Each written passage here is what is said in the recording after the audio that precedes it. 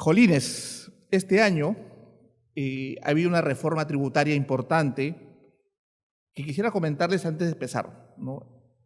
Una reforma sobre el impuesto a la renta, específicamente lo que es el devengo tributario. Una palabra quizás un poco difícil de entender para muchos exportadores y empresarios. Pero en términos simples, el devengo tributario ya es conocido por los que trabajamos en contabilidad y en derecho tributario. El devengo tributario estaba definido, o está definido todavía, por la NIC 1, Norma Internacional de Contabilidad, y también por la NIF 15 hasta el 2017, que son las normas internacionales de información financiera. ¿Pero qué ha sucedido? En el 2017, internacionalmente se modificó con la NIF 18. Entonces, la administración tributaria tenía un criterio, el Tribunal Fiscal tenía otro criterio, pero ya desde 1 de enero del 2019 ya tenemos un criterio establecido en nuestra legislación tributaria. ¿Pero qué es el devengo tributario en forma sencilla? Es el criterio que se utiliza para determinar el momento en que se debe reconocer un ingreso o un gasto con efectos tributarios. Esa es la definición, sencilla. Ingresos en una empresa, para nosotros, en este caso, una exportación. Pero ustedes dirán, ¿por qué es importante ese momento, ese criterio? ¿Por qué es importante? Porque la exportación genera derechos y beneficios. ¿Y qué derechos genera la exportación? El saldo a favor del exportador, que no es otra cosa que la devolución del IGB. ¿Y qué beneficio te genera la exportación? Te genera el beneficio del drawback. ¿Sí? Entonces, vamos a más adelante definir cuál ha sido esa modificación o qué se entiende para la ley o qué criterio es el devengo tributario. Exportación es la primera forma de internacionalización.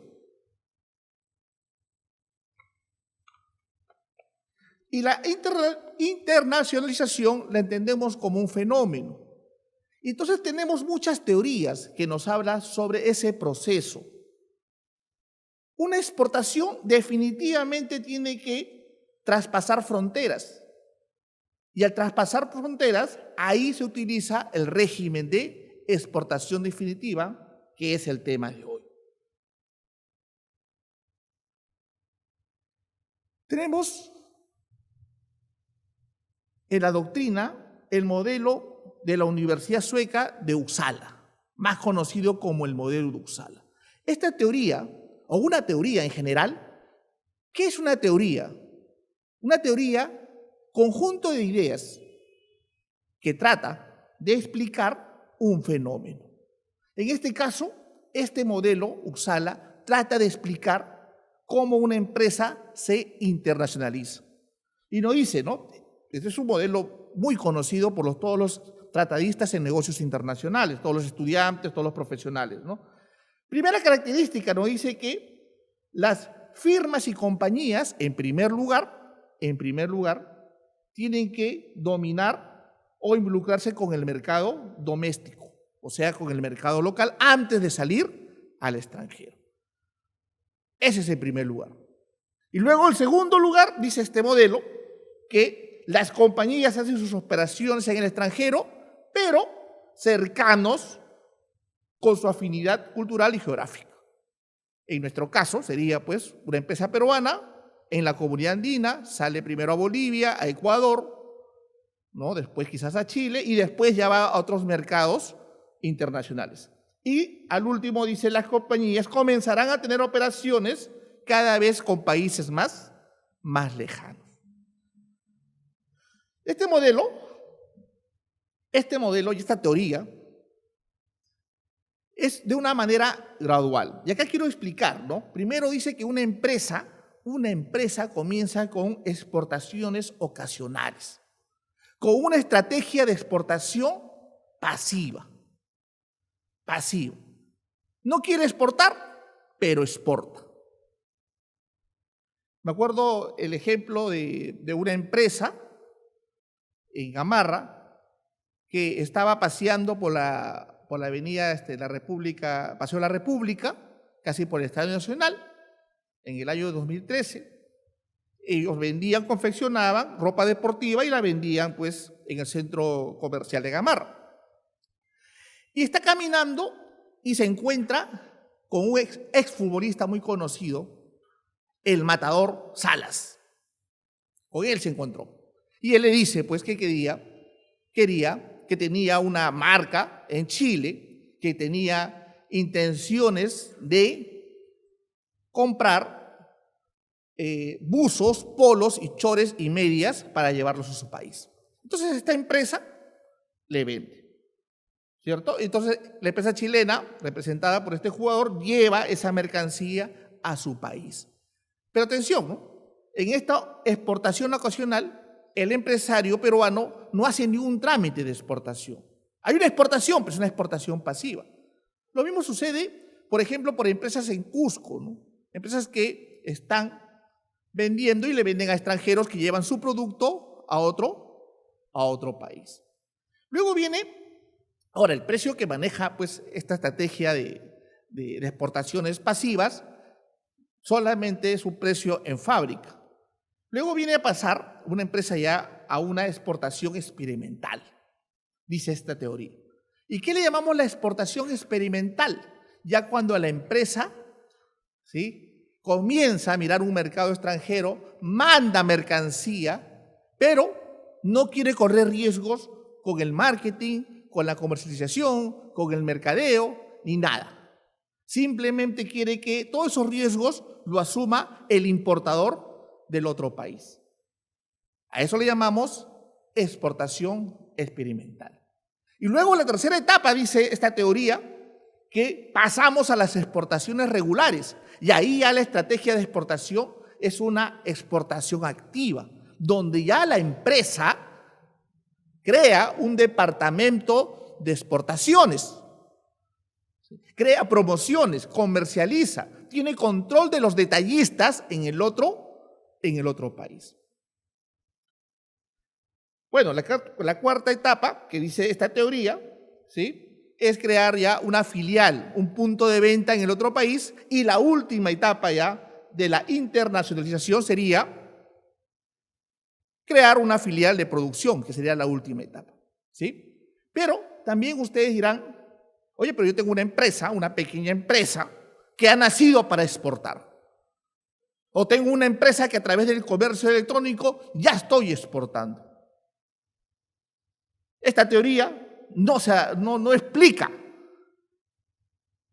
mi situación, ¿sí? Pero para eso tenemos otra teoría, ¿no es cierto? Ya han creado los tratadistas la teoría, pues, de las empresas World Global y la teoría de redes.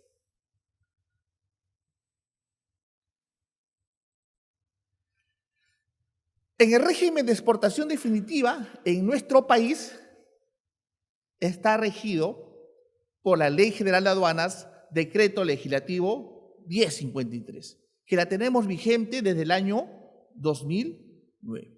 Su reglamento de la Ley de Aduanas, su tabla de sanciones y su procedimiento específico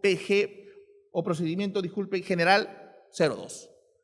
Esta es la base legal. Pero también tenemos el texto único ordenado de la Ley del Impuesto General a las Ventas, ¿sí?, como base legal para la exportación. ¿Cómo define nuestra Ley General de Aduanas al régimen de exportación? ¿Cuál es la definición que le da? Dice que es un régimen aduanero que permite la salida del territorio aduanero. Territorio aduanero, no dice territorio nacional. Y ahí tenemos que analizar qué es territorio aduanero para la ley. De las mercancías nacionales o nacionalizadas, o sea, mercancías producidas en el Perú y mercancías que se han nacionalizado, o sea que previamente se han importado. ¿Qué significa? Es que yo podría exportar quizás un automóvil, ¿cierto? Ya lo importé, ya está nacionalizado y lo podría exportar. Quizás mi empresa tiene una máquina, un torno CNC, control numérico computarizado. Ya tiene 3 años de uso, la quiero vender a Paraguay, la exporto. ¿Sí? Para su uso o consumo definitivo en el exterior. Y acá sí tenemos que hacer un comentario. Muchos exportadores creen que cuando se dice para su uso o consumo definitivo al exterior, se están obligando a que esa exportación que uno realiza tiene que ser consumida definitivamente en el exterior. Y no es así. Basta que salga del territorio aduanero, pero que tú como exportador pretendas que esa mercancía se consuma en el exterior. Si nadie compra tu producto, ¿qué hacemos? Pues, ¿no? Sigue siendo una exportación. Porque si tú quieres que tu mercancía se vaya del territorio y regrese al país, entonces ya no sería exportación definitiva, sería una exportación temporal para reexportación en el mismo estado. ¿Sí? Nuestra misma ley, en su artículo 60, la Ley General de Aduana, nos dice que la exportación definitiva no está afecto a ningún tributo. ¿Sí? Ningún tributo. Atención, ¿no? Porque hay que definir qué es tributo. ¿Qué es tributo? El tributo es el nombre genérico que está dividido en 3: impuestos, tasas y contribuciones. ¿Sí? O sea, cuando hablamos de tributo es que significa que la exportación no está afecto ni a impuestos, ni a tasas, ni a contribuciones. A nada.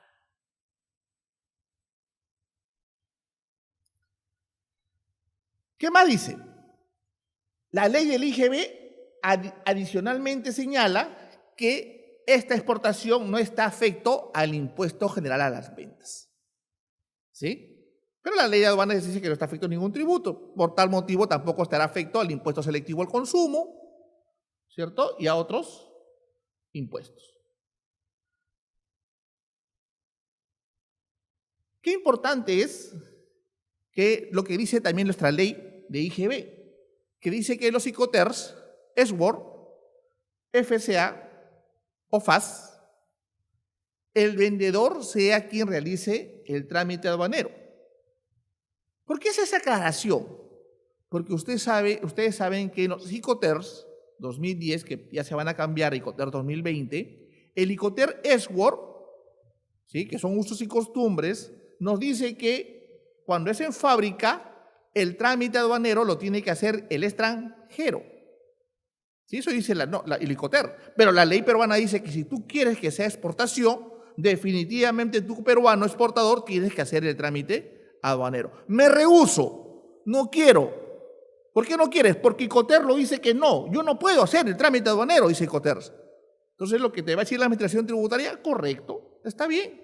Entonces si no quieres, te rehusas, me vas a tener que pagar el IGB, o llamado el IVA, ¿no? El impuesto a valor agregado, que es la suma del IGB 16% más 2% del IPM, porque va a estar afecto al IGB. La única forma que te genere el IGB es que el trámite aduanero lo realice el peruano. Y lo dice la ley, y hay que tener mucho cuidado con eso. Y si no se consiguiera exportación, tampoco vas a tener beneficios al exportar.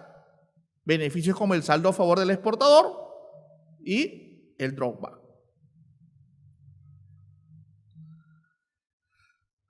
Definimos qué es territorio aduanero. La ley lo define como parte del territorio nacional, que incluye ¿qué cosa? Espacio acuático y aéreo, dentro del cual se aplica la legislación aduanera.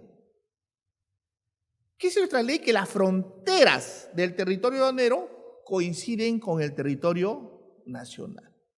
Pero hay que hacer una interpretación literal lo que dice la norma, lo que ha querido decir el legislador. Dice que es parte del territorio nacional.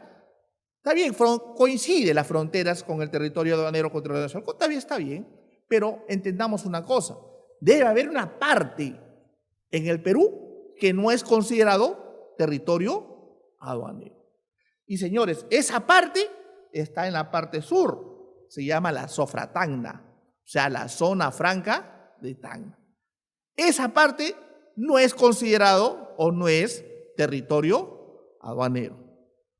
Es zona franca, donde las mercancías ingresadas a esta zona franca se consideran, por una ficción legal, que no han ingresado al territorio peruano. ¿Sí? Es importante esto, porque si analizamos bien, si la mercancía la llevamos a la Zofra Tacna, ¿sería qué cosa? ¿Una exportación? Porque sale del territorio aduanero.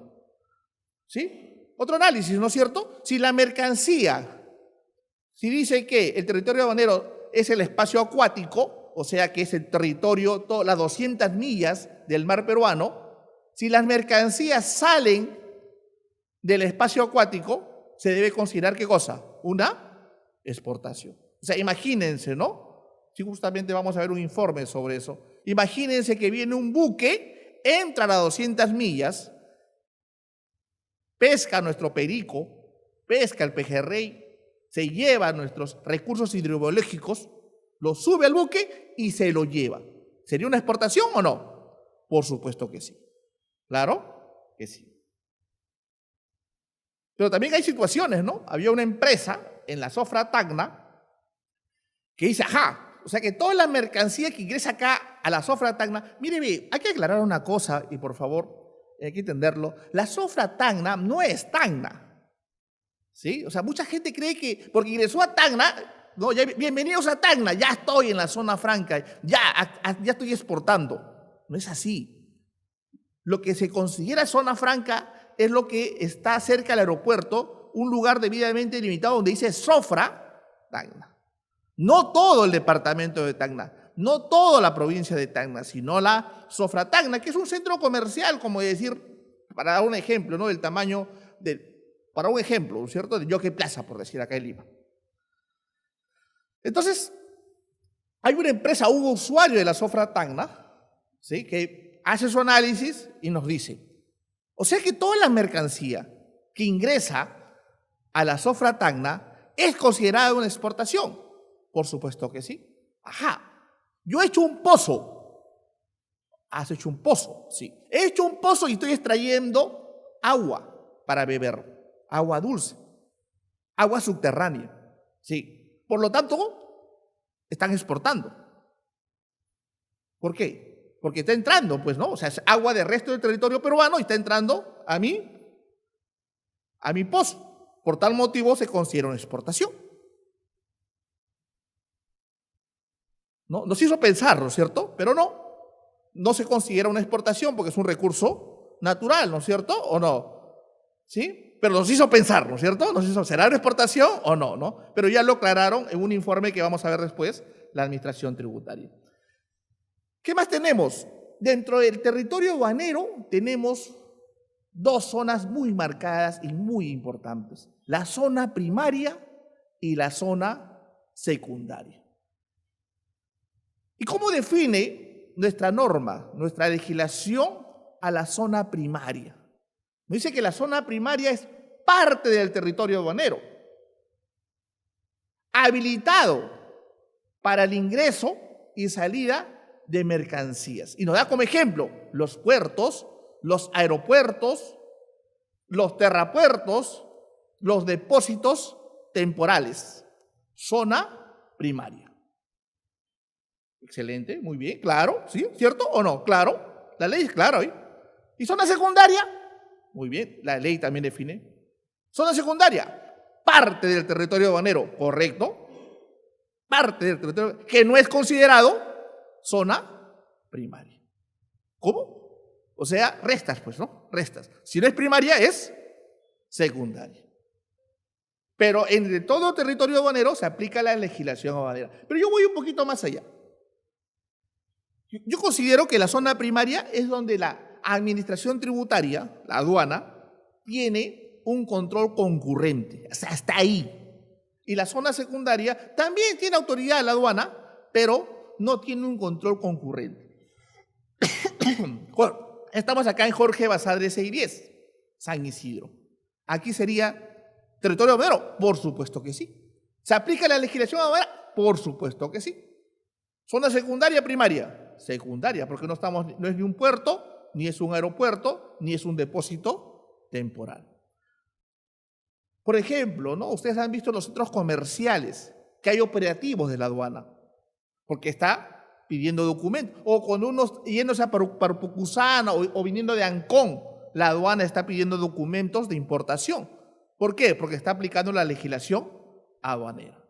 ¿Sí? O sea, pero no podría aplicarlo dentro de la zona franca, porque ahí no se aplica la legislación aduanera. Pero como la aduana controla todo, ¿sí? Porque va a su potestad aduanera. ¿Qué es la potestad aduanera, no? Conjunto de atribuciones que tiene la administración tributaria para controlar ¿qué cosa? El ingreso y salida. ¿De quiénes? Personas, mercancías y medios de transporte. Entonces, ¿qué hace la aduana para controlar la sofratagna? Fácil, pues se pone en la puerta, ¿no? Controla todo lo que ingresa y todo lo que sale, pero no podría controlar lo que está dentro, pero se pone en la puerta. Todo lo que ingresa quiere saber y todo lo que sale desea saber. Entonces ahí tenemos la zona, el territorio aduanero, zona primaria y zona secundaria. Dentro de la zona primaria también tenemos la zona especial de desarrollo. ¿Y qué es eso? Era lo que antes conocíamos nosotros como los ETICOS, ¿sí? Los centros de transformación industrial, que están en PAIT, pero han cambiado de nombre, ¿sí? Han cambiado de rótulo. Ahora se conoce la ley como Zona Especial de Desarrollo. Ahora, en la zona secundaria está dividido en dos zonas bien marcadas que tenemos también que entender. La zona de tributación especial y la zona de tributación común. ¿Y qué significa esto? Que existe zona de tributación común, lógicamente, donde nosotros pagamos todos los impuestos, todos los tributos, pero existe una zona de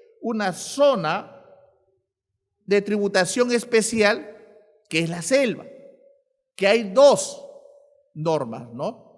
La 27037, que es el convenio peruano-colombiano, y la ley 29037, que es la ley de Amazonía. La ley de Amazonía. El decreto supremo 1594 y la 27037, la ley de Amazonía. Uno es el peruano-colombiano y la ley de Amazonía. Esa es la zona de tributación especial. No pagan tributos. Por tal motivo, tiene mayores beneficios. Miren este informe, ¿no?, del 2017 sobre la salida del territorio aduanero de recursos hidrobiológicos capturados dentro de las 200 millas. ¿Sí? ¿Y qué concluye? O sea, se le pregunta a la administración tributaria qué opinión legal responde a esta salida. Y le dice, ¿no?, en primer lugar, los recursos hidrobiológicos deben someterse al régimen de exportación indefinitiva siempre y cuando salgan del territorio nacional. El régimen de exportación se rige o se aplica el procedimiento PGD 02, procedimiento general.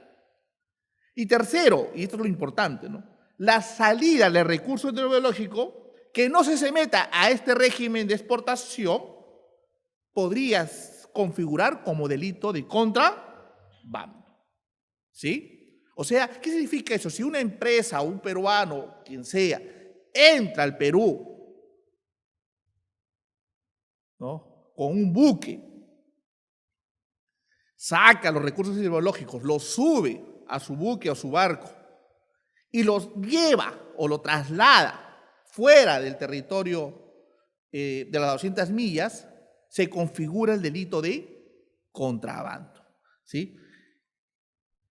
¿Y qué es el contrabando? Ahí, ¿Cuál es el bien jurídico protegido? El control aduanero.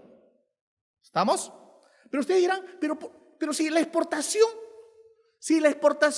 no está afecto al tributo, ¿por qué es delito? Porque el bien jurídico protegido no es el pago de tributos. El bien jurídico protegido es el control aduanero. ¿Pero por qué controla la administración tributaria? ¿Cuál es la razón de ser de controlar la administración tributaria? Bueno, para efectos estadísticos, para efectos de repente de veda, que no se esté pescando animales en peligro de extinción, etc. Pero una cosa importante que tienen que ustedes entender, es que la pena privativa es de 5 ni mayor a 8 años. Poquito, ¿no? De 5 a 8 años. Pero su valor de esa mercancía, el valor tiene que superar las 4 unidades impositivas tributarias. Si no supera las 4 UITs, una UIT hoy, en el 2019, vale 4.200. Es decir, que la exportación que no se somete al control aduanero para que se configure delito debe superar los 16.800 nuevos soles. ¿Entendemos? ¿Por qué? Porque si supera esa cantidad, se configura este delito. ¿Y por qué les pongo este ejemplo? Para que ustedes entiendan de que cualquier mercancía que se exporte burlando el control aduanero, se puede configurar este delito. A veces los exportadores llevan algunas muestras y lo detecta la aduana. No es un delito porque no supera las 4 UIT, es una infracción relacionada al contrabando. Así que no se preocupe, ¿cierto? Lo único que va a pasar es que comisen la mercancía, te dicen que lo vuelvas a hacer y se acabó. Pero si supera las 4 UIT, las pasas de repente por Piura, por Tacna, por Aguas Verdes, por el CEBAF, ahí sí te preocupas, ¿sí? Porque si supera las 4 OIT, prisión preventiva primero y después te juzgan.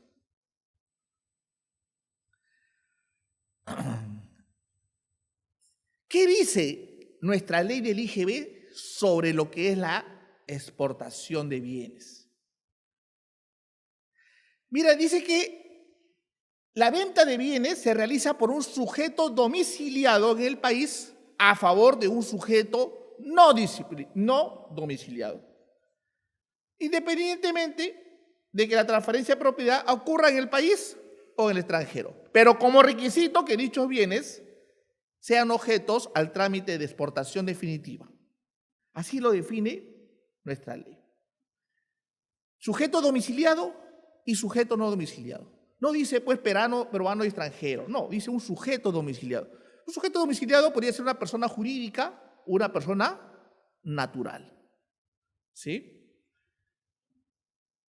Pero acá quiero contarles la definición o qué entendemos por un sujeto no domiciliado.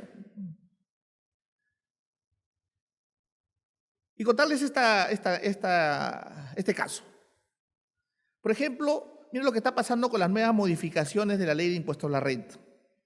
Si no me recuerdo, una empresa muy importante, que no puedo decir su nombre ni su marca, pero era de Rexol y se llamaba Solgas, construyó la tercera esfera para almacenar el gas licuado de petróleo. Y contrata en el 2017, si no me recuerdo, creo que fue en noviembre, contrata a una empresa española y a una empresa americana para que hagan la tercera esfera, para que lo entreguen en junio o julio del 2019. ¿Sí? Más o menos se iban a demorar año y medio, casi 18 meses. Pero cuando tú le compras, una empresa peruana le compra a un extranjero, atención, el no domiciliado tú tienes la obligación de descontarle, si le pagas, por ejemplo, esa mercancía creo que valía 20 millones de dólares, esa esfera, entonces tú tienes la obligación de descontarle a esos 20 millones de dólares el 30%, ¿sí?, de pago del impuesto a la renta. Y tú te encargas de pagar los demás tributos. Es un sujeto domiciliado. Pero la norma dice que para que seas un sujeto no domiciliado o un sujeto domiciliado, tiene que superar los 183 días. Así dice la norma. Y va a estar vigente del 1 de enero del 2019. ¿Qué significa esto?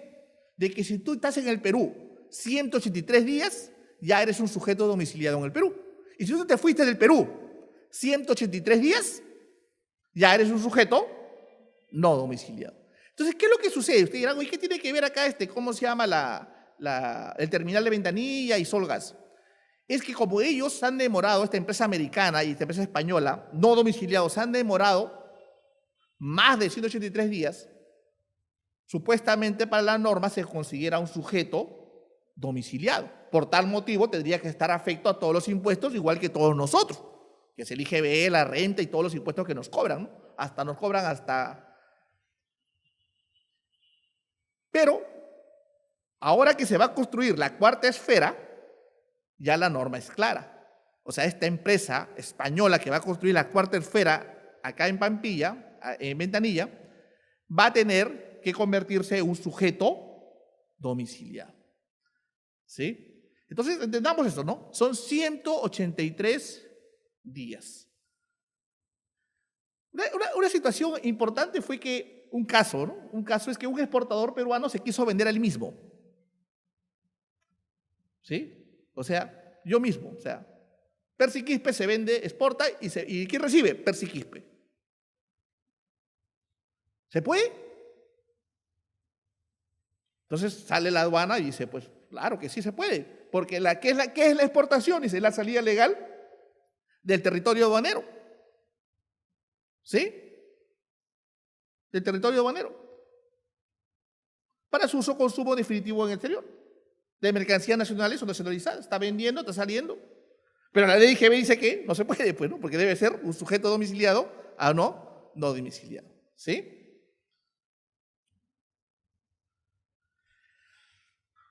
Esta es el devengado tributario, ¿no es cierto? Como decíamos, es el criterio que se utiliza para determinar el momento que se debe reconocer un ingreso o un gasto para efectos tributarios. Eso es lo que decíamos al iniciar la exposición.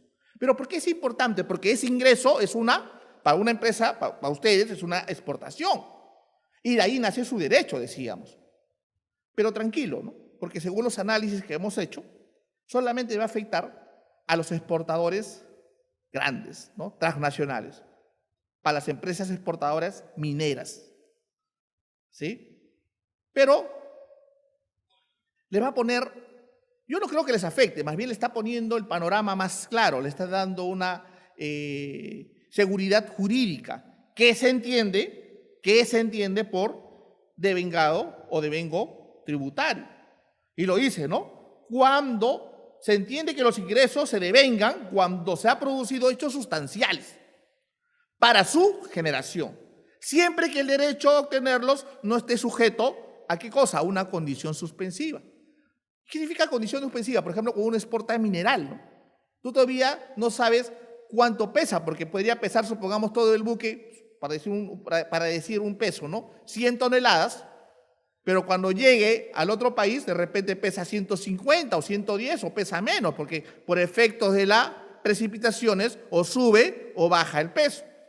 Entonces, para la ley no sería todavía el momento que se debe reconocer ese ingreso o esa exportación. ¿Sí? ¿Cuándo sería el momento? Cuando no haya esa condición suspensiva. Y tampoco se va en función a un hecho o un evento que produzca en el futuro. Se dice que ese ingreso se devenga cuando dicho hecho o evento ocurra. Ahí ya estoy un poco preocupado, ¿no? Porque está pensando comprarme un departamento en planos. Entonces todavía no sería un evento, ¿no? Hasta que ocurra, hasta que se construya. Pero todavía lo tienen que aclarar los tratadistas en la administración tributaria. Nuestra ley del IGB amplía más en su artículo 33 lo que es la exportación de bienes y servicios. ¿Sí? En la exportación de bienes nos dice que la venta de bienes, la factura, no debe superar el plazo de 60 días calendarios. O sea que si yo emito la factura hoy, no puede superar 60 días a que se embarque la mercancía. La Ley General de Aduanas dice que una vez que se enumera la DAN, tienes 30 días. Pero la Ley de Tributos Internos dice que una vez que genera la factura, tienes 60 días. ¿Y qué pasa si supera 61 días? Fácil, pues. No se considera para el IGB exportación. Y si no se considera para la IGB exportación, estuvieras afecto a ¿qué? A pago del IGB. Pero hay una condición, dice, ¿no? Si entra un almacén general que garantice que el adquiriente la disposición de dichos bienes, el plazo se aumenta a 240 días calendarios. Eso nos dice la ley del IGB, artículo 33. Ahora, el inciso 1, mira lo que nos dice. También se considera exportación, dice, ¿no? La venta de bienes nacionales o nacionalizados en los establecimientos ubicados en la zona internacional de puertos y aeropuertos de la mercancía. ¿Sí? O sea, lo que está en las tiendas en el aeropuerto. Pero nuestra ley de aduanas va más allá, ¿no? Y los considera el régimen de duty free, que es una exportación. O sea, y ahí, pues, para que tú puedas gozar de ese beneficio, tienes que previamente entregar qué cosa, ¿no? Ojo que el duty free está al ingreso y a la salida, o sea, sales del país o cuando regresas del país. Pero ¿qué tienes que presentar para que te vendan? Tu pasaporte, ¿sí? Tu embarque. ¿Para qué? Para que puedan venderte. Entonces, eso lo consideran también exportación. El inciso 2 se refiere a una operación SWAT, una exportación, operación SWAT. Y es muy poco estudiado, pero es muy importante, porque este régimen SWAT está relacionado con el oro, con empresas mineras. ¿Sí?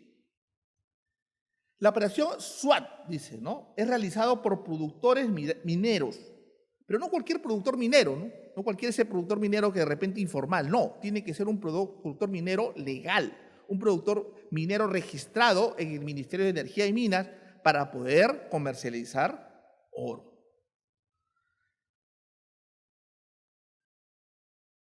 ¿Qué es lo que sucede? ¿Cómo es esta situación?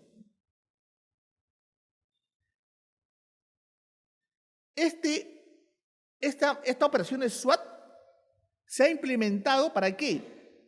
Para exportar joyas de oro, para que haya un canje de oro local por el oro extranjero. Mire, para que lo entiendan de una forma simple, ¿no? Imagínense que nosotros somos, o que mi persona es un artesano, que yo fabrico joyas de oro. Que yo fabrico, llamemos pues anillos de oro, anillos para matrimonio. Mire lo que sucede. Si hay un extranjero que quiere usar mis servicios, me contacta por la red. Entonces yo le digo que, ¿cuántos anillos de oro usted quiere que yo le exporte? Le pregunto. Y me dice, pues, quiero anillos de oro de cada anillo de 10 gramos. Y que necesito 100 anillos. Ah, fácil, le digo yo. Entonces, 100 anillos de oro por 10 gramos cada anillo, necesito 1000 gramos, que equivale a 1 kilo de oro. Ah, correcto. Correcto, está bien. Pero, atención, le digo yo, ¿no? usted tiene que mandarme el oro porque yo solamente hago maquila. Entonces lo que va a hacer el americano es proponerme el régimen o una operación SWAT. ¿Qué significa esto? Es que se conecta con el banco de su país, el banco extranjero, y lo que va a hacer es comprar el oro. Entonces este banco extranjero se comunica con el banco acá de crédito, por ejemplo, del Perú, y hay una relación de productores mineros que tienen oro o que se dedican a vender oro. Entonces viene el productor minero y deja el kilo de oro y lo deja en custodia en el banco. El banco acá Perú, ¿qué hace? Llama al banco extranjero y le dice, ya tengo el kilo de oro. El americano tiene dos posibilidades. O deposita el oro equivalente, o sea, el oro, un kilo de oro también en Estados Unidos, o paga el precio en efectivo sobre el oro. Una vez que se hace trámite, por una ficción legal, ese oro ya no es de quién. ¿Es del peruano o del americano? Ese oro ya se convierte en oro americano. ¿Cierto? Porque ya el americano canceló. Entonces ahí viene el swap, ¿no? Que significa permuta. Entonces ahí viene la primera exportación que realiza el productor minero. Pero el oro lo tiene el banco. Por instrucciones del dueño del oro, que es el americano, ¿sí? ¿Qué va a hacer? A mí, que soy un joyero, se me va a entregar a mí el oro para que fabrique los anillos de oro. Al darme a mí el oro, según la norma, yo tengo 60 días para producir los anillos de oro y enviarlo. O sea, en este régimen SWAT, lo que va a suceder son dos exportaciones. La primera exportación, ¿sí? Va a ser ¿qué cosa? Va a ser sobre el oro en bruto y la segunda exportación va a ser sobre la joya de oro. Entonces, lo característico de esta operación es que en la práctica existen dos exportaciones sucesivas. La primera del productor minero local de oro y la segunda de productor joyero nacional. ¿Cómo se logra esta operación? Es cuando se abona en la cuenta corriente del productor minero el dinero. Y el plazo para esta operación, dice la norma, como producto terminado, tiene un plazo de 60 días útiles. Pero la norma también da una posibilidad de ampliar ese plazo, dice la norma, por causa de fuerza mayor, ¿no es cierto? Por X motivos no ha podido terminar los 60 días, le puede dar un plazo mayor. Pero ¿qué es lo que sucede en la operatividad de estos casos si el exportador joyero no envía el producto por X motivos? O sea, pasa los 60 días. Acá viene el problema, que ese oro, o sea, que este empresario joyero tiene que pagar los tributos e impuestos relativos a como si fuera una importación de oro. ¿Sí? Por eso que han habido muchos proyectos para modificar, ¿no? Diciendo que, pero ¿por qué? ¿Por qué el empresario peruano se va a perjudicar? Si al último ese oro no es del peruano, ¿no? Ese oro es del extranjero. Debe haber más plazo para que tenga mayor hándicap de producir o hacer las exportaciones de estas joyas de oro. Ahora, la aduana, ¿cómo organiza esta DAN de exportación, ¿no? Porque si bien es cierto, el productor minero ya tiene su certificado SWIFT del banco y con eso él puede certificar que hubo una exportación. Pero en forma estadística, el peso del oro, ¿cómo se certifica? O sea, ¿cuánto en verdad salió? Entonces, en la DAN de importación, la aduana obliga a colocar el valor de oro y colocar el valor agregado. ¿Estamos? O sea, para poder tenerlo en formas estadísticas.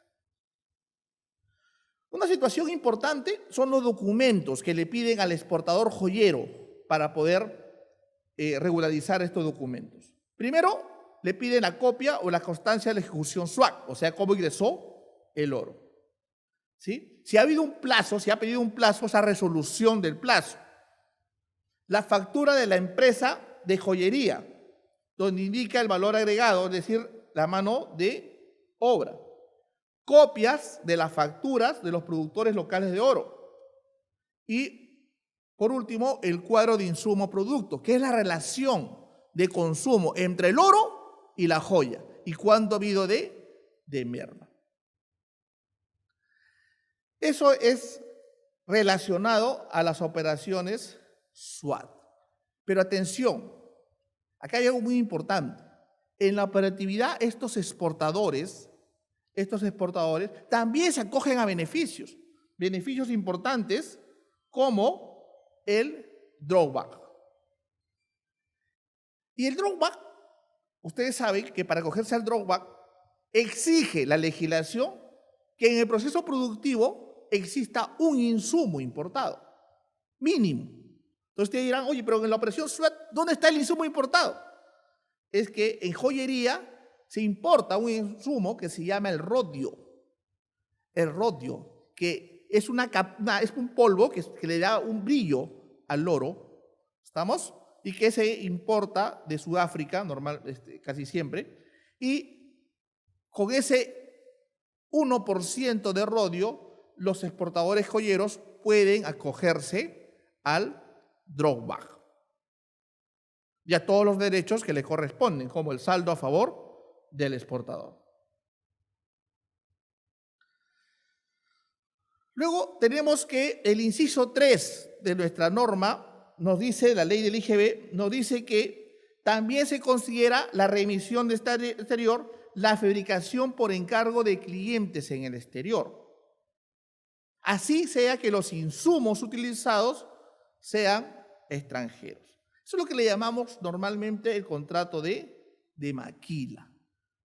¿Estamos? O sea, ingresa acá al país tela proveniente, por ejemplo, de Estados Unidos, acá le hacemos la mano de obra, ¿sí? Y luego sale el producto terminado. Para la norma también se considera exportación. Pero para la ley de aduanas lo podríamos considerar como una admisión temporal para perfeccionamiento activo, ¿sí? Pero la ley del IGB lo considera una fabricación por encargo. Hay muchas empresas que hacen esto, ¿no? Las famosas maquiladoras, ¿no? Eso estuvo muy de moda en México, ¿no? En la frontera de México con Estados Unidos, donde ingresaba mucha materia prima americana y los mexicanos ponían su mano de obra. O también se ve en los países asiáticos, ¿no? Donde las marcas internacionales iban a estos países a hacerlas la maquila, ¿no? En el Perú también se ve mucho. Hay marcas muy importantes que no puedo nombrar, pero sinceramente se usa mucho, ¿no? Y se exporta esta forma de trabajar de maquila. Esto es importante también porque hay empresas exportadoras. ¿Qué más considera la ley IGB, inciso 5? Dice, ¿no? La venta de bienes de los usos y consumos de los pasajeros, miembros de la tripulación, transporte marítimo aéreo y el funcionamiento para conservación y mantenimiento. O sea, todo lo que consume un avión, el tripulante, todo lo que consume se considera una exportación. Conozco empresas, ¿no? Que quedan acá, empresas exportadoras pequeñas que quedan en Boca Negra, ¿no? Que su función es exportar alimentos para aeronaves y les va muy bien, ¿no? Nacieron para eso, ¿no? O sea, se crearon especialmente para crear este tipo de servicio. También se le considera exportación. El inciso 8 es importante porque ahí está lo que conversamos primero, ¿no? Esa es la base legal donde nos dice que para que se considere una exportación, ¿sí? Dichos bienes deben ser realizado el trámite aduanero de exportación de los bienes. O sea, el vendedor dice ahí, siempre que el vendedor sea que realice el trámite aduanero. Esa es la base legal que hablamos al principio. ¿Qué significa esto? Que para que se considere exportación, necesariamente el vendedor peruano, que es el exportador, tiene que hacer el trámite aduanero. Si no, la ley del IGB no lo considera exportación, y si no lo considera exportación, simplemente te van a cobrar más el IGB.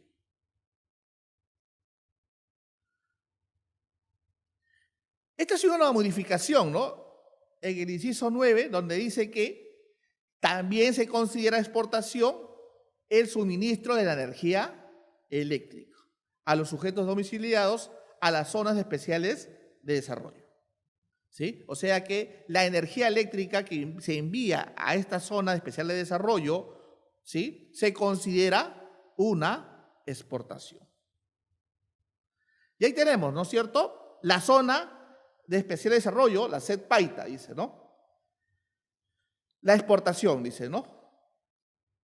Todo ingreso de esta mercancía se considera una exportación definitiva.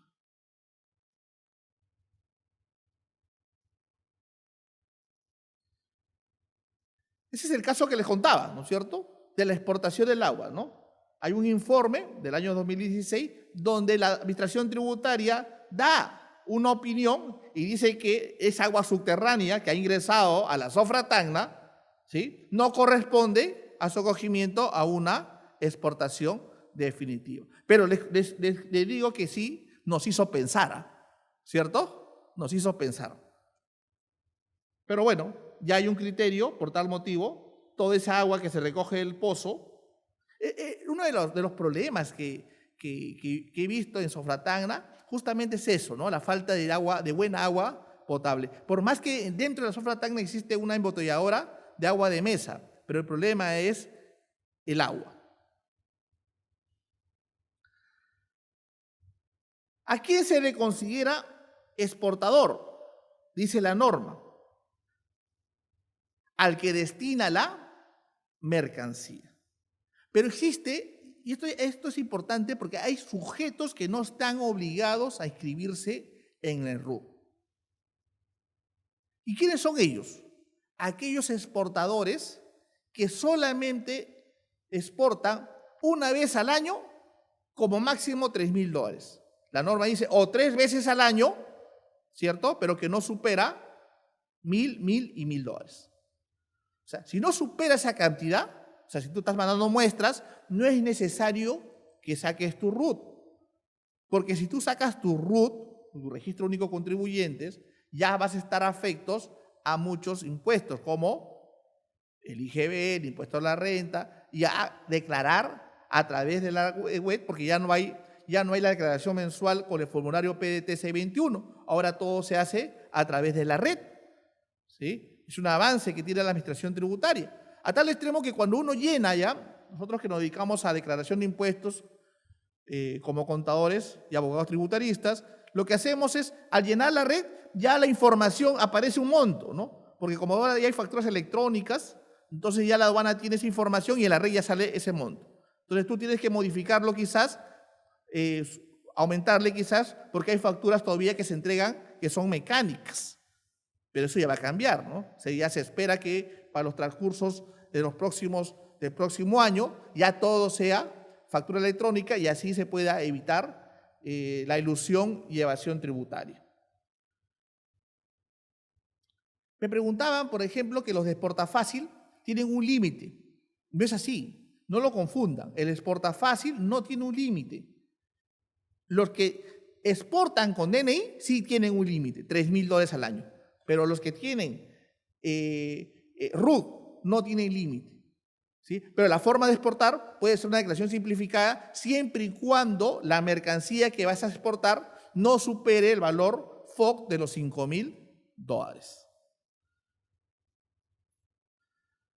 ¿Quién es el consignatario?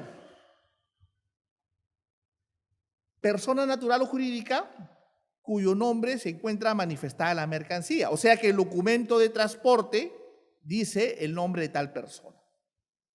Pero también podría ser que se lo endosen, entonces el consignatario sería la persona que se le ha endosado la mercancía o el documento de transporte. Pero también existe, ¿no?, documento de transporte, conocimientos de embarque o cuarto aporte al portador, a la orden. ¿Qué dice la norma si está la orden o está el portador? No se complica la norma. La norma lo dice. Si está así, el agente de aduanas tiene la obligación de declarar ¿qué cosa? Lo que dice la factura comercial. ¿Estamos?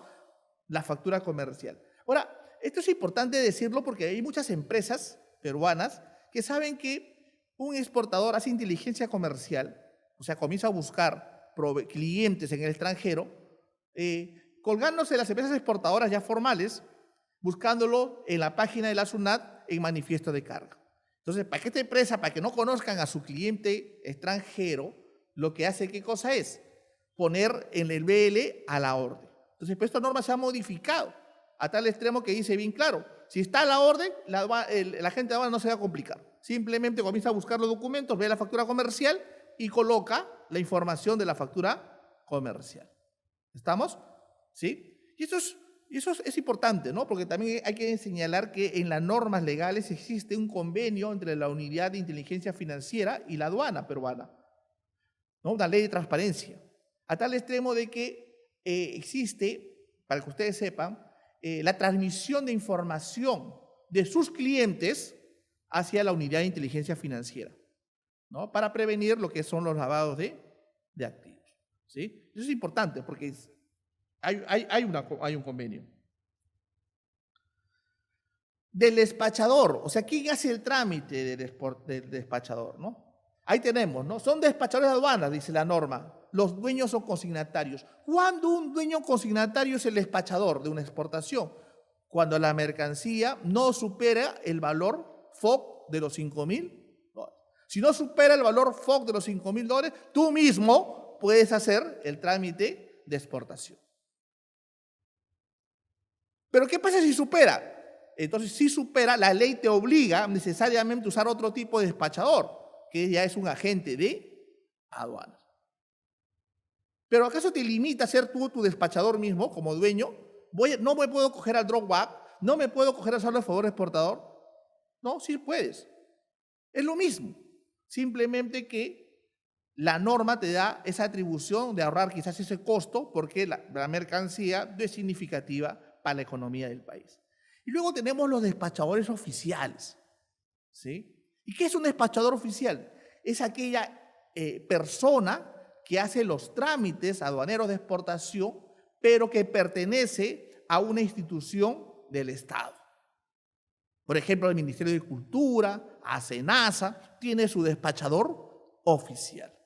¿Estamos? Pero el agente de aduana es el despachador por excelencia, ¿no? Es el privado que hace los trámites de exportación, que su día a día es hacer los trámites de exportación.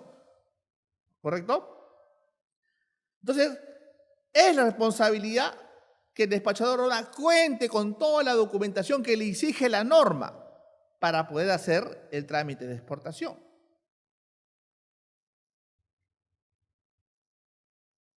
Pero para que la agente de aduana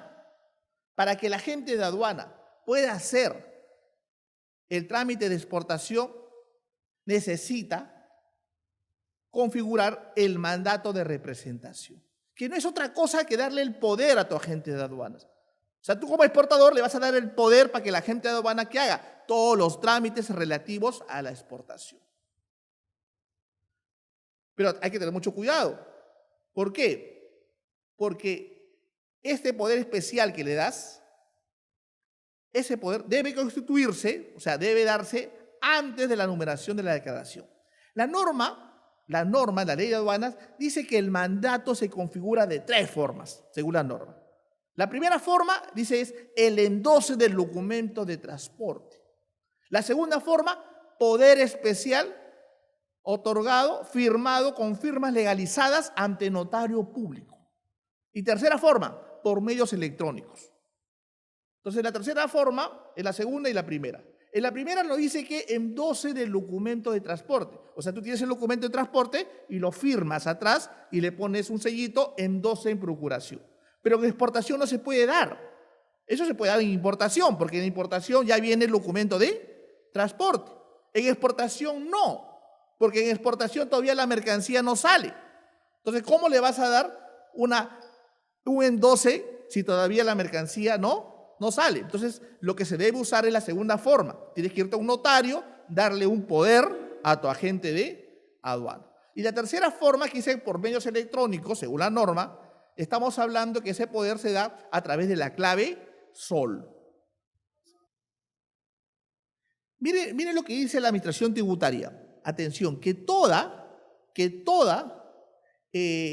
mandato se debe presentar, si yo por ejemplo exporto por varias aduanas, en Paita, en Matarani, ¿no? O sea, si tengo un original, no lo puedo usar para las 4, tengo que tener 4 originales. ¿Sí? Pero dicho poder puede completar más de un despacho, pero tengo que presentarlo originalmente si voy a hacer simultáneamente 2 exportaciones, tendría que tener 2 originales. Y atención, debe constituirse antes de la numeración de la exportación. Mire lo que dice este informe, ¿no? Este informe dice que la carta aporte con fecha de emisión es posterior. ¿Sí? Es una realidad operativa. O sea, la exportación primero se realiza, la dan número 40, la dan provisional, después ingresa a un depósito temporal, después se embarca y recién se da el documento de transporte. Pero se tiene que configurar el mandato antes de la numeración de la DAN provisional. No lo podías hacer porque no existe documento de transporte. Entonces, dice que es una realidad operativa, se entiende eso, pero para que la administración aduanera no le ponga la multa al exportador, lo que se tiene que hacer es que se haya constituido en las otras formas previstas, que es en un PDR especial o por medios electrónicos. ¿Sí? Y miren esta situación, ¿no? Pasó este caso donde se le dice al exportador, ¿cierto? Tienes que configurar el mandato, y el mandato lo hace en el extranjero. ¿Estamos? Lo hace en el extranjero, con un notario extranjero, y lo apostillan, ¿no es cierto? Y lo mandan, ¿no? Oye, fue un problema, ¿no? Porque eso la ley no lo habíamos visto. Pero ¿qué dijo el informe? Dijo de que si vamos a hacer este mandato emitido en el extranjero, se tiene que hacer a través de ¿qué cosa? De firmas legalizadas, pero con un funcionario competente en el consulado peruano en el país que está. ¿Estamos? No puede ser con un notario extranjero, sino tiene que ser en el consulado peruano, y ya luego se envía a través de un courier. ¿Estamos? Sí, es importante este informe. Ahora, el artículo 62 de nuestra Ley General de Aduanas, ¿qué nos dice? Que existe mercancía prohibida y mercancía restringida. Que tú puedes exportar cualquier tipo de mercancía, pero tienes que tener cuidado con las mercancías prohibidas o restringidas. Y las restringidas necesariamente tienen un reconocimiento físico obligatorio. O sea que va a haber un aforo físico. Ahora, estas salidas de mercancías, si están en consignación, pueden acogerse al régimen de exportación temporal para reexportación en el mismo estado. Ahora, hay una lista de qué mercancías están prohibidas. Por ejemplo, no podríamos exportar a la momia Juanita, ¿no? Y también hay animales que no podríamos exportar por un convenio de CITES, ¿no? Que es un convenio de la ONU sobre lo que son animales de peligros de extinción, como son pues la vicuña, las orquídeas, ahí he puesto, ¿no? El chancho marino o los delfines marinos, ¿cierto? Ese tipo de mercancías está prohibida. Y tenemos también las mercancías restringidas. Hay una lista de mercancías restringidas que necesitas un documento de control o un permiso correspondiente para que salgan de nuestro país. Ahí tenemos, por ejemplo, la chatarra, ¿no? La chatarra de cobre, ¿no? Tienes que tener un permiso de vigesa. Ahí tenemos, por ejemplo, la madera. Tendrás que tener un permiso antes de CERFOR, que donde has sacado la madera para exportar, sea legal la madera, no sea una tala ilegal. Algunos animales silvestres, peces ornamentales, son mercancías, ejemplos de mercancías restringidas. ¿Sí? Mire, acá había un caso, ¿no? Un informe hace dos años sobre el pisco, ¿no? ¿El pisco es una mercancía restringida o no? Si bien es cierto, uno analiza, lo que nos dice es que la exportación de pisco, según Indecopi, según el artículo 11 de la denominación de origen, el pisco tiene que seguir un procedimiento. Cómo se debe elaborar y cómo se debe envasar. Tiene que estar en un envase transparente, dice, que permita ver la transparencia del líquido y no permita traspasar el olor. tiene que contener sus propiedades organolépticas. Pero, atención acá, ¿la aduana va a verificar eso? O sea, imagínense que están exportando ustedes pisco, pero la norma de denominación de origen dice de que tiene que ser en una botella de vidrio, pero tú le pones una botella de plástico. Y encima botella de plástico le pones una botella de plástico de una marca de gaseosa y lo cierras, ¿no? Pisco. Eso no se puede, ¿me entienden? Por una situación de una norma. Entonces, si bien es cierto, había el problema de que eso se debe cumplir en las ventas a nivel nacional, también hoy con esta resolución, con este informe de aduanas, también al salir al otro mercado, no hay problema si tú no le pones pisco, si tú le pones solamente que es un aguardiente, ahí sí puede salir. Pero si tiene pisco, que es una denominación de origen que proviene, que está identificado con la marca Perú, ahí sí tiene que cumplir las especificaciones técnicas de la denominación de origen.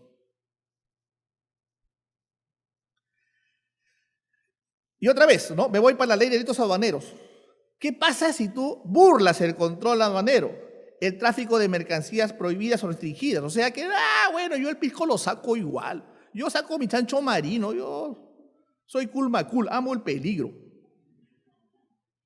¿no? Y si la mercancía, señores, supera los 4 unidades impositivas tributarias, señores, la pena es más alta que el contrabando. La pena privada de libertad es no menor de 8 ni mayor a 12 años, ¿cierto? ¿Sí? Entonces seguíamos con que el tráfico de mercancías prohibidas y restringidas, la ley de delitos aduaneros nos pone una sanción muy fuerte. ¿Estamos? Y el reglamento de la ley de delitos aduaneros, y esto es importante porque solamente el artículo 4, que habla sobre defraudación de rentas, el artículo 5, que habla sobre modalidades de defraudación de rentas, y el artículo 8, que habla sobre tráfico de mercancías prohibidas y restringidas, solamente para que el fiscal especializado en delitos aduaneros y propiedad intelectual te pueda denunciar, tiene que hacer previamente un informe de indicios de delito aduanero. ¿Qué delito en exportación no necesita el informe de SUNAT? El artículo 1, que es el delito de contrabando. Ahí sí el Ministerio Público te persigue de oficio. ¿Qué significa eso? De que si te encuentras exportando alguna mercancía, por ejemplo, un caso de un cliente, ¿no?, que lo encontraron, estaba mandando la raíz de rotanona, barbasco, a Ecuador. Ustedes saben que en el Bray se cultiva la raíz de rotenona, llamado barbasco, ¿sí?, que es una planta silvestre que crece en el Bray. Entonces esta planta es el veneno natural, es un veneno natural. Y bueno, lógicamente que es una mercancía que sirve. ¿Para qué compraba el ecuatoriano? Porque en Ecuador existen muchos criaderos de camarones. Entonces, en los criaderos existen pececitos chiquitos. Y esos pececitos chiquitos se comen la comida de los camarones. Entonces, el empresario ecuatoriano lo que quería, ¿qué cosa es? Es justamente, como él exporta camarones, lo que él quiere es que sus camarones estén gordos y no los peces que estén gordos, los peces chiquititos. Entonces, se dieron cuenta que el barbasco, la raíz de rotenona de Perú, lo que hace, ¿qué cosa es? Es un veneno natural. Se pone a los pozos y los pececitos se lo comen. ¿Y qué pasa con los peces? Se mueren. Pero cuando se lo comen los camarones, no se mueren. O sea, no son afectos a ese veneno. Pero cuando se muere el pececito sirve de alimento también ¿para quién? Para el camarón. Todo estaba bonito, pero este empresario comenzó a ir a buscar, pero ¿cuál fue el problema? De que al llegar a querer exportar legalmente, como que le dio flojera sacar todos los permisos, pagar a gente de aduana, dijo yo mismo lo llevo por Aguas Verdes. Pasó por Piura y en Piura la policía, que es muy eficiente, metiendo preso a la gente, especial a los policías, lo atrapan. ¿Estamos? Y al atraparlo, ¿no es cierto?, no necesitaba un informe de indicios por parte de la Administración Tributaria, simplemente la intención, y acabó en el penal de Sullana. ¿Cuáles son los documentos que sustentan una exportación? El primer documento, el más importante creo yo, es el documento de transporte. Si es marítimo, el conocimiento de embarque, si es aéreo, la carta porte aéreo, y si es terrestre, la carta porte terrestre. El segundo documento, ¿sí?, es la factura comercial de exportación o boleta de venta. ¿Sí? ¿Por qué pongo énfasis a la boleta de venta? Porque también aquellas empresas que están en el régimen único simplificado, que tienen RUT, pero que no pueden emitir facturas, también podrían exportar sin ningún problema.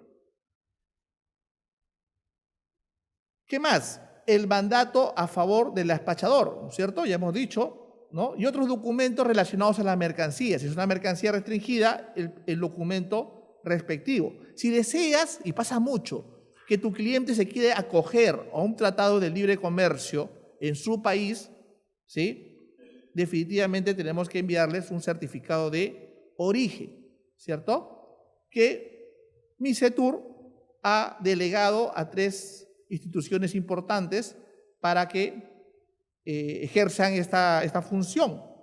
¿A quiénes? A ADEX, a la Sociedad Nacional de Industria y la Cámara de Comercio. ¿Cuánto es el costo según la ley? El 1% de la UIT. O sea que si la UIT es 4.200, el costo por un certificado de origen hoy sería 42 soles más el IGB. ¿Qué documentos? Acuérdense que primero para nosotros numerar una DAN de exportación, primero numeramos una exportación provisional, luego ingresa a un depósito temporal, luego se embarca la mercancía y luego se regulariza la DAN provisional. Entonces, ¿qué documento requiero para numerar la DAN provisional? Primero, las instrucciones del embarque o factura. Ese es el primer documento, o sea que el exportador le va a enviar o le da al agente de aduana instrucciones, un formato del valor de la mercancía, quién es el consignatario, a qué país va, si la carga necesita un tratamiento especial, qué tipo de carga es, carga general, carga refrigerada, carga congelada, etc. El segundo, el booking o reserva aérea. ¿Pero qué es el booking? Es la reserva que tú haces en el booking, ¿sí? La reserva. O sea, si tú vas a exportar mangos, en el booking, que llamas a la naviera, ellos te van a decir hasta qué fecha puedes ingresar tus mangos al depósito temporal y de dónde recoges el contenedor vacío para llenar tus mangos o si vas a llenar tus mangos al depósito temporal. ¿Qué más? El ticket de ingreso. O sea, una vez que tú ingresas al depósito temporal, te van a dar un ticket de ingreso o un peso, ¿no? Y que es el documento que certifica que la mercancía, tu mercancía de exportación, ha ingresado a un depósito temporal. Pero si es en vía aérea, ingresa por ejemplo a Choín o a Talma, ahí necesariamente te dan otro tipo de documento que es similar, ¿no?, al ticket de ingreso, pero le llaman warehouse. ¿Qué otro documento nos piden? Que exigible es la guía de remisión y por último el poder del mandato de representación a favor del agente de aduana que autoriza al agente de aduana a realizar el trámite de exportación. Pero para regularizar la DAN ya me piden el documento de embarque, ¿sí? ¿No? Hay otras cosas operativas que me piden, como pagar los vistos buenos a la naviera. Ahora, ¿cuáles son los requisitos de la DAN? Esto es importante porque cada declaración solamente puede comprender una declaración, una DAN de exportación, solamente un exportador y un consignatario. Nada más, ¿no? Hay excepciones, lógicamente, cuando se vende a través de comisionistas o intermediarios. Segundo, un destinatario. Un país de destino. O sea, yo no podría con una DAN de exportación mandar a Estados Unidos y a China. No, solamente a un país de destino. ¿Sí? Vuelvo a repetir, solamente un exportador o consignante, un destinatario, o sea, un cliente. O sea, yo no podría mandar, por ejemplo, a Estados Unidos al señor, por ejemplo, no sé, Biaggi y al señor, por ejemplo, Adriacén. No, a un solo destinatario. Una única naturaleza de transacción, o sea, si es consignación o es compra y venta, ¿cierto? O no puede ser la mitad consignación y la mitad de compra y venta. un único término de entrega y un único lugar de entrega, o sea, un único Incoterms. O sea, si vendo a FOB, FCA, en CIF. Una única moneda de transacción, ¿sí? O sea, en euros, en yuanes, en pesos, pero no puede ser en varias monedas. Pero la DAN de exportación definitivamente lo vamos a registrar ¿en qué? En dólares. Y solamente puede ser almacenado previamente en un solo depósito temporal. La exportación, señores, tiene dos canales, naranja y rojo. No existe, por favor, el canal de control verde. Bajo una gestión de riesgos, la administración tributaria genera los canales de control. Naranja, no te revisan nada, saltas de alegría, ¿sí? Porque la mercancía queda expedita para su embarque. Rojo, ahí sí requiere revisión documentaria y reconocimiento físico. Eso es importante, ¿no? Pero también es importante señalar que los agentes de aduana podemos a través de la REC, a través de llenado de la DAN, colocar un código y derivar a que esa DAN de exportación se vaya al canal rojo, ¿sí? En un caso que teníamos, por ejemplo, había un exportador que estaba mandando piedras talladas a Alemania y venían de Chanchamayo. Era medio raro eso, ¿no? Piedras talladas, medio que estaba sospechoso esa mercancía. Parecía que venía con premio. Entonces, en la DAN de exportación lo que hicimos fue derivarlo a canal rojo para nuestra seguridad. ¿Por qué? Porque, ¿qué es lo que sucede si no hacemos eso? Los que somos agentes de aduanas estamos propensos a ¿qué? A que la Fiscalía de Delitos nos ponga inmersos a un proceso judicial. Entonces nosotros también tenemos que estar salvaguardando los intereses del Estado.